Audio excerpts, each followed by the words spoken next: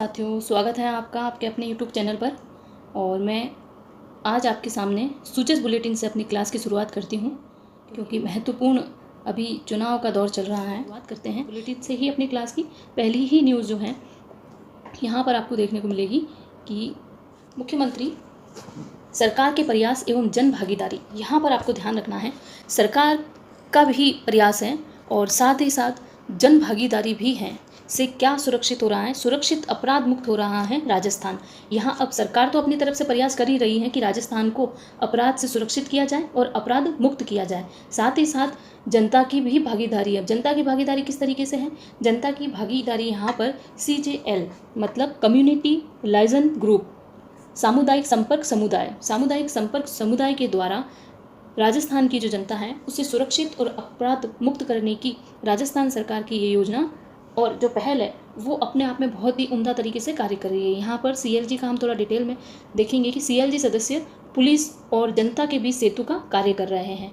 क्या है? मुख्यमंत्री ने कहा कि CLG सदस्य जनता और पुलिस के बीच विश्वास का मजबूत सेतु हैं। वहीं अब CLG के बारे में देखें। साथ ही उन्होंने CLG सदस्यों से छोटे विवादों, पड़ोस के झगड़ों और आपसी कहासुनी जैसे मामलों में अपने स्तर पर विवेकपूर्ण और निष्पक्ष समझाइश एवं सुलह का प्रयास करने की अपील की है। तो आपको ये पता चल गया है कि CLG के द्वारा क्या कार्य किया जाएगा। मुख्यमंत्री ने उनसे किस कार्य को करने की अपील की है। वहाँ पर आपको छोटे विवाद, पड़ोसी झगड़े और आपसी कहासुनी जैसे मामलों पर विवेकपूर्ण और निष्पक्ष समझाइश का कार्य करने की इन्हें सलाह दी है। वहीं सरकार द्वारा बिल्कुल जीरो टॉलरेंस पर कार्य किया जा रहा है। किसी से भी टॉलरेंस नहीं किया जाएगा। जीरो मतलब बिल्कुल भी नहीं। आमजन के प्रति संवेदनशीलता की नीति पर कार्य कर रही है। सरकार की मंशा है कानून तोड़ने वालों के साथ सख्ती हो, पीड़ितों को पुलिस से सम्मान और संवेदनशील व्यवहार मिले। वहीं नक्शा मुक्ति, साइबर सुरक्षा जागरूकता में युवा निभाए भूमिका। यहाँ बार बार मुख्यमंत्री ने युवाओं को सामने रखा है। युवाओं से ये अपील की है कि वो आगे बढ़कर आएँ और हर क्षेत्र में अपनी एक महत्वपूर्ण भूमिका निभाए। नेक्स्ट हमारी न्यूज़ है कि देखो यहाँ पर भी युवा का वर्णन है। युवा देश के कर्णधार, माता पिता का सपना करे साकार। मुख्यमंत्री ने ये अपील की है कि देश के जो कर्णधार हैं वो युवा हैं और माता पिता का जो सपना है वो भी आपको पूर्ण करना है। यहाँ पर मुख्यमंत्री का युवा CLG सदस्य, हमने CLG के बारे में देखा, CLG सदस्य का क्या कार्य है और मुख्यमंत्री ने उनसे क्या अपील की है, उनको पूरी डिटेल में हमने कंप्लीट किया है। वहीं मुख्यमंत्री युवा CLG सदस्य और सुरक्षा सखियों से संवाद किया है। और सुरक्षा सखी के बारे में हम यहाँ देखेंगे कि पहले तो सुरक्षा सखी जो पत्रिका है उसका विमोचन किया गया है। मुख्यमंत्री ने किया महिला सुरक्षा संकल्प अभियान पत्रिका का विमोचन। तो आपको ये ध्यान रखना है कि किस पत्रिका का, महिला की सुरक्षा, उस पर संकल्प अभियान जो चल रहा है उस पत्रिका का विमोचन किया है।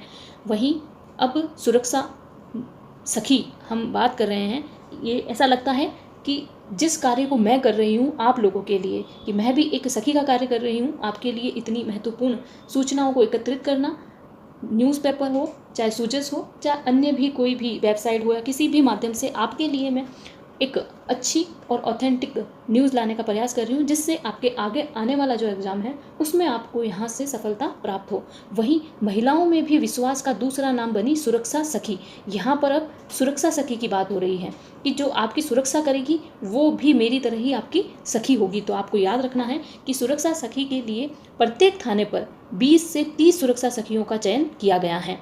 प्रत्येक थाने की बात हो रही है यहाँ पर। प्रत्येक थाने पर कितनी सुरक्षा सखी? 20 से 30 सुरक्षा सखी का चयन किया गया है। अब तक प्रदेश में करीब 22,000 सुरक्षा सखियों का चयन हो चुका है।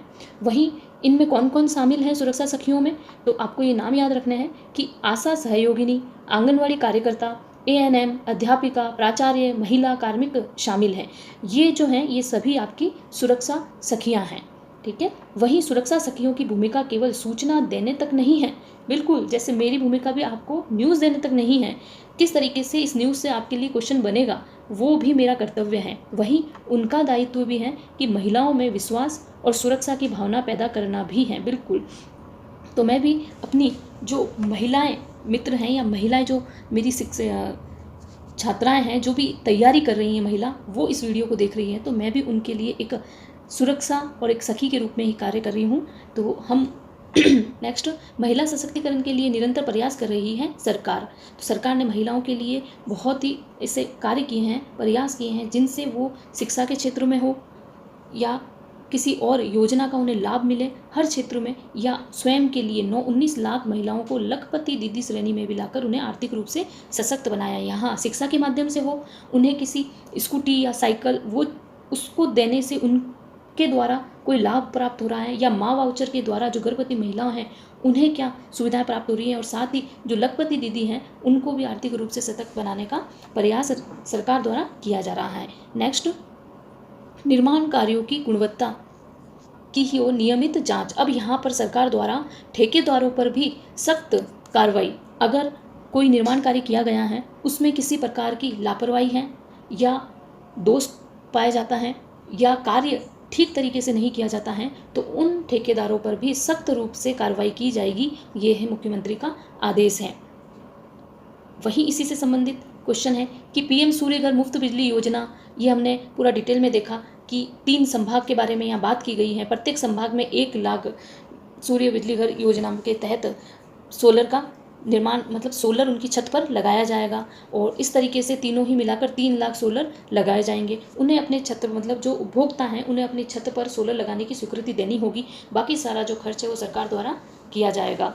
तो इस तरीके की योजना से हमने संबंधित पहले पिछली क्लास में न्यूज़ देख चुके हैं, क्वेश्चन कर चुके हैं। वहीं आवासीय पट्टे फाइल खोने के मामले में दिए कार्रवाई के निर्देश, बिल्कुल ये एक कहानी की तरह है। एक व्यक्ति है करौली का मुकेश कुमार गुप्ता, इसका 2022 में इसने एक रिपोर्ट करवाई थी, सूचना लिखित में लिखवाई थी कि आवासीय पट्टे की फाइल इसकी खो गई है। गहन जांच कर संबंधित कार्मिकों के विरुद्ध सख्त कार्रवाई करने के निर्देश दिए गए हैं सरकार के द्वारा। अब परिवादी ने शिकायत कब दर्ज कराई? 2022 में। उन्होंने आवासीय मकान के पट्टे के लिए आवेदन दिया था, लेकिन उनकी फाइल खो गई थी और इस संबंध में संपर्क पर पोर्टल परिवेदना भी दर्ज की गई। लेकिन प्रकरण जो है राज उन्नति में दर्ज होने के बाद तत्कालीन सहायक प्रशासनिक अधिकारी को निलंबित किया गया है, क्योंकि इसकी जो समस्या है वो 2022 की है, उस पर ध्यान नहीं दिया गया है। अब मुख्यमंत्री के द्वारा कहने पर इस समस्या पर ध्यान दिया गया और जहाँ भी भूल चूक हुई है उस भूल चूक की सुधार भी की गई है। तो इसी के साथ हमारी ESI मेडिकल कॉलेज के लिए करें उपयुक्त ज़मीन का चयन। तो यहाँ मेडिकल कॉलेज के लिए भी कोई उपयुक्त ज़मीन देखी जा रही है, उसका चयन किया जा रहा है, उसके बाद कॉलेज का निर्माण कार्य वहाँ पर शुरू किया जाए और निविदा प्रक्रिया जल्द करें संपन्न। तो इस तरीके से ये हमारी न्यूज़ कंप्लीट होती है। वहीं जो हमारी सरकार द्वारा स्थानीय पहचान को वैश्विक मंच दिलाने की जो पहल की गई है, पंच गौरव, मतलब प्रत्येक जिले के 5 जो गौरव हैं उनके बारे में यहाँ पर विश्व पर, है ना, विश्व स्तर पर पहचान मिले। तो वही आज का हमारा पॉइंट है वो करौली। करौली जो है केला देवी आस्था, तिल की समृद्धि और सैंडस्टोन की शिल्पकारी। यहाँ पर पर्यटन स्थल क्या है? केला देवी का मंदिर है, ये माँ चामुंडा दुर्गा देवी का मंदिर कहा जाता है। यहाँ के लांगुरिया गीत, और जस्ट इस मंदिर के सामने महावीर जी का मंदिर भी है और हनुमान जी का मंदिर भी है। लांगुरिया गीत यहाँ केला देवी के मंदिर में गाए जाते हैं और यहाँ पर नवरात्रि में 2 बार वर्ष में मेला लगता है, चैत्र और आश्विन दोनों ही नवरात्रि में यहाँ मेला लगा जाता है। तो ये कला संस्कृति से संबंधित आपका क्वेश्चन हो गया। वहीं हम बात करेंगे तो यहाँ का खेल क्या है, खेल के बारे में। खेल है यहाँ का tennis ball cricket. Tennis ball cricket खेला जाता है, ठीक है, टेनिस की बॉल है उससे क्रिकेट खेला जाता है। आप ये बैट देख रहे हो और ये टेनिस की बॉल देख रहे हो। वहीं यहाँ की उपज क्या है? तिल है। अब तिल तो आप याद रख लोगे, लेकिन तिल का साइंटिफिक नाम क्या है? सेसामम इंडिकम। आपको ये नाम भी साथ में याद रखना है क्योंकि न्यूज़ में भी ये नाम दे रखा है। हो सकता है RPSC का आगे आने वाला क्वेश्चन में यही नाम हो, क्योंकि पंचगौरव तो सभी याद करेंगे, पंचगौरव तो सभी याद करेंगे, लेकिन तिल का सेसामम इंडिकम नाम जो है मेरे विद्यार्थी ही याद करेंगे। तो आगे की क्लास। वहीं वनस्पति प्रजाति का जो है बरगद है, इसका भी हम वैज्ञानिक नाम देखेंगे, फिक्स बेंगालेसिस। आपको ये नाम रखना है, फिक्स बेंगालेसिस, मतलब आप इसको ट्रिक से भी याद करते हो, मतलब फिक्स। बरगद जो पेड़ है वो अपनी विशालता और अपनी जड़ों की स्थायित्व और अपनी, मतलब इतने वर्षों का इनका जो कार्यकाल होता है, मतलब इसका जीवन जो होता है ना वो बहुत लंबा होता है। तो ये अपनी स्थिरता, अपनी जड़ों की स्थिरता, अपनी विशालता, इसके कारण जाना जाता है। तो आप इसको इसी तरह से याद करो कि फिक्स बेंगालेसिस के रूप में याद करना है। वहीं उत्पाद के रूप में सैंडस्टोन, ठीक है, ये देख लो आप, सैंडस्टोन यहाँ बना हुआ है इस तरीके का। तो हमने करौली के जो 5 उत्पाद हैं उनके बारे में डिटेल भी देख ली है और संक्षिप्त रूप में भी देख लिया है। तो केला देवी का मंदिर हो गया, तिल हो गए हैं, और साथ ही बैट टेनिस बॉल क्रिकेट हो गया है, वनस्पति बरगद है, आपको इनका वनस्पति वैज्ञानिक नाम भी याद रखना है, और सैंड स्टोन। तो वैज्ञानिक नाम में फिक्स आते ही आपको बरगद करना है, और तिल के लिए भी सेम क्वेश्चन आपको सेसामम इंडिकम ये याद रखना है। तो इसी के साथ अपनी आगे क्लास। अब ई मित्र से वैसे तो सारे बहुत से काम ई मित्र द्वारा किए जा रहे थे, लेकिन सरकार द्वारा अब व्हाट्सएप सेवा पर अब 103 सरकारी सेवाएं उपलब्ध हैं। ई मित्र व्हाट्सएप सेवा पर अब कितनी 103 सरकारी सेवाएं। तो डिटेल में इनका बाद में चर्चा करेंगे। इनकी 2.32 लाख से अधिक ट्रांजैक्शन दर्ज किए गए हैं। वहीं आज की अब ये बुलेट सूजस ख़त्म होती हैं, और हमारी जो न्यूज़ हैं क्लास की, वहाँ से हम शुरुआत करते हैं। तो पहली ही न्यूज़ है कि किशनगढ़ में आकार लेगा संभाग का पहला पर्यावरण अनुकूल ग्रीन फील्ड इंडस्ट्रियल पार्क। तो यहाँ से आपको 3 क्वेश्चन निकल गए हैं कि किशनगढ़ में पहला, तो ठीक है, संभाग का पहला, अजमेर संभाग का पहला अनुकूल ग्रीन फील्ड इंडस्ट्रियल पार्क। तो ग्रीन फील्ड मतलब पर्यावरण से संबंधित, और इंडस्ट्रियल मतलब औद्योगिक क्षेत्र यहाँ पर बनेगा। तो यहाँ डिटेल से देखते हैं कि लाल किले की प्राचीर मतलब स्वतंत्रता दिवस जो हमने 15 अगस्त को 80वां स्वतंत्रता दिवस मनाया है, उस पर लाल किले की प्राचीर से जो हमने पिछली क्लास में डिटेल भी की कि सप्त धारा में कौन कौन सी बातें मोदी ने कही, उसी से संबंधित है ये कि प्रधानमंत्री नरेंद्र मोदी ने देश को पर्यावरण अनुकूल विकास, ग्रीन एनर्जी और अत्याधुनिक औद्योगिक अधोसंरचना के पथ पर तेजी से आगे ले जाने का आह्वान किया है।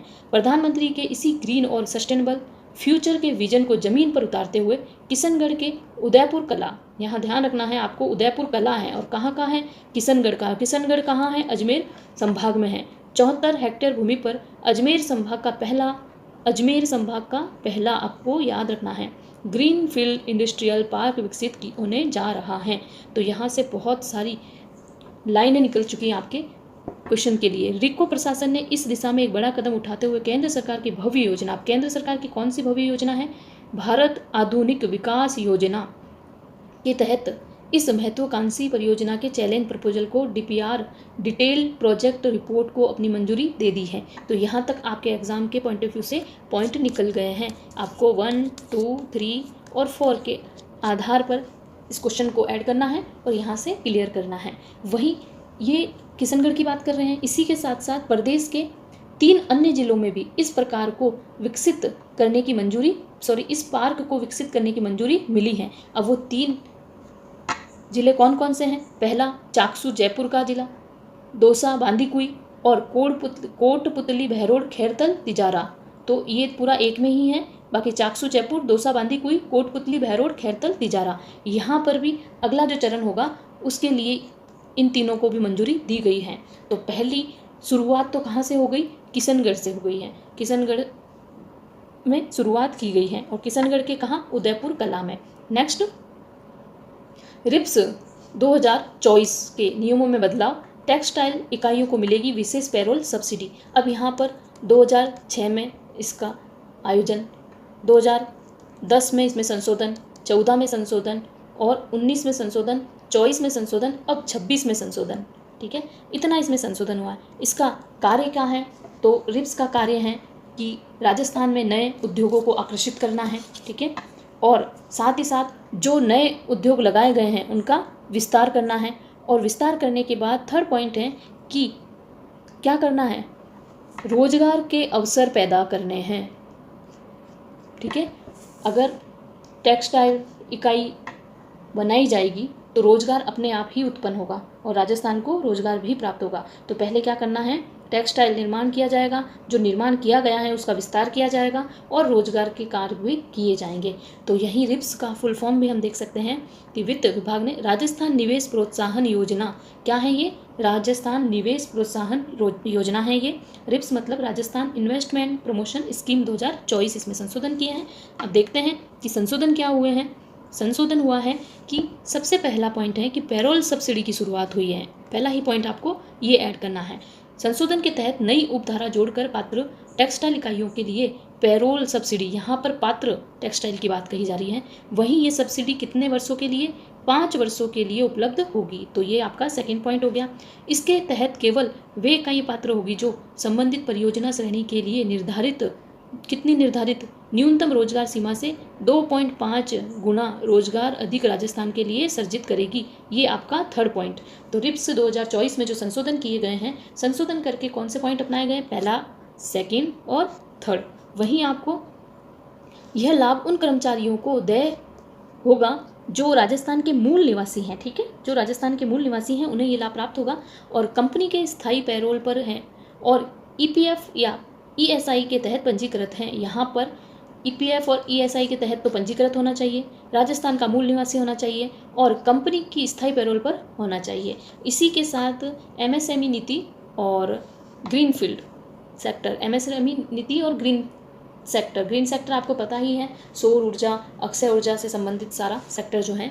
नए नियमों के अनुसार ग्रीन सेक्टर जैसे अक्षय ऊर्जा उत्पादन, भंडारण और एमसैंड में निवेश करने वाले उद्यम केवल अपने विशिष्ट पैकेज के तहत ही आवेदन पात्र होंगे। यहाँ पर उनका जो विशिष्ट पैकेज है उसी के माध्यम से इसमें वो आवेदन कर सकते हैं। इसी के साथ एमएसएमई इकाई जो है निवेश अवधि के दौरान भारत सरकार की परिभाषा के दायरे में से बाहर हो जाती है तो भी उसे पूर्व स्वीकृति एमएसएमई श्रेणी के लाभ तय सीमा तक मिलते रहेंगे।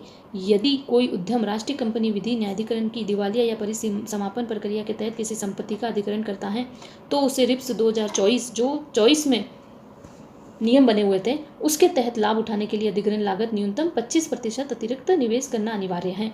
तो आपको इसके भी पॉइंट टू पॉइंट बनाकर आपको याद करने हैं, क्योंकि आरपीएससी का कोई भरोसा नहीं है, वो किसी भी तरीके से आपको यहाँ से क्वेश्चन पूछ सकती है। तीनों पॉइंट बन चुके हैं, अगर आपको यहाँ से क्वेश्चन पूछती हैं तब भी आपके चारों पॉइंट यहाँ से निकल जाएंगे, क्योंकि अभी जो एग्ज़ाम हो रहे हैं उनमें इसी तरीके क्वेश्चन पूछे जा रहे हैं। तो जब तक आप डिटेल नहीं पढ़ेंगे तो आपको पता नहीं चलेगा कि क्वेश्चन क्या पूछना चाह रही है।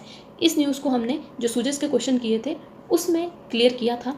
हमने बसों की जो संख्या है वो क्लियर नहीं की थी, बस ये देखा था कि कितने राज्यों में ये कितनी बसें संचालित की जाएगी। तो 2 क्वेश्चन इससे संबंधित हमने किए थे। वहीं आज डिटेल में ये न्यूज़ है कि 8 शहरों में 675 बसें, आपको ध्यान रखना है 8 शहरों में ये योजना शुरू की गई है पीएम श्री बस वाली, और बसों की संख्या कितनी है, 675 है।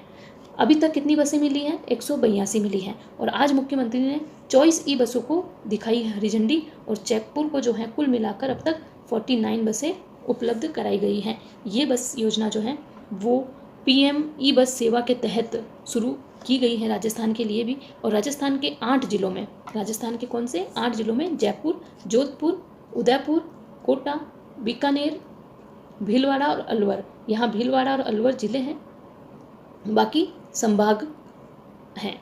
वहीं जो अभी हमारा ब्रिक्स सम्मेलन चल रहा है, हमने इसकी विस्तृत चर्चा जो 2 सम्मेलन हो चुके हैं उनकी की है। 6 से 7 अगस्त जो है वो ब्रिक्स का उद्योग और व्यापार से संबंधित मीटिंग सम्मेलन हुए हैं। वहीं 7 अगस्त को वित्त मंत्री और गवर्नर, बैंक गवर्नर, इनका सम्मेलन हुआ है। और 19 से 22 अगस्त तक पर्यटन मंत्री ने कहा कि महामंथन चलेगा। अब 19 से 22 अगस्त के लिए किस विषय से संबंधित सम्मेलन होगा, पर्यटन और वैश्विक मंच पर पर्यटन से संबंधित यहाँ पर बात होगी। और सिटी पैलेस, हवा महल, आमेर महल का भ्रमण करेंगे विदेशी प्रतिनिधि। यहाँ पर जो ब्रिक्स से संबंधित देश हैं वो वहाँ के जो प्रतिनिधि आए हुए हैं वो इन हवा महल, पैलेस, इनका भ्रमण करेंगे और राजस्थान को देखेंगे। ये तीनों ही कार्य जयपुर में ही संपन्न हुए हैं।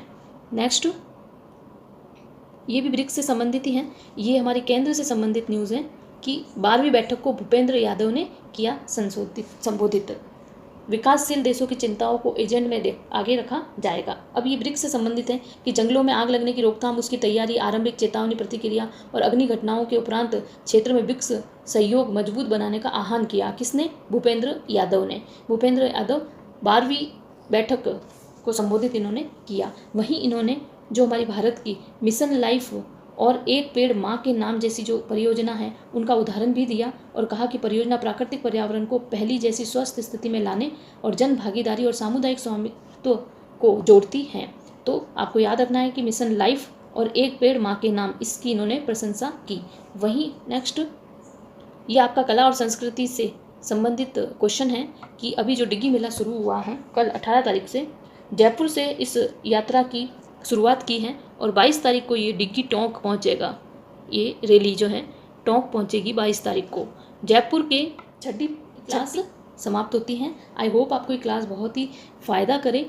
इसी के साथ अपनी क्लास की भी समाप्ति करती हूँ और आपसे कहूँगी कि अगर आपको ये क्लास फ़ायदेमंद लग रही है तो आप इस क्लास को आगे शेयर करें, लाइक भी करें और सब्सक्राइब भी करें, जिससे मेरा भी मनोबल बढ़े और मैं आगे आपके लिए और अच्छे से मेहनत करके क्लास ला पाऊँ। Thank you.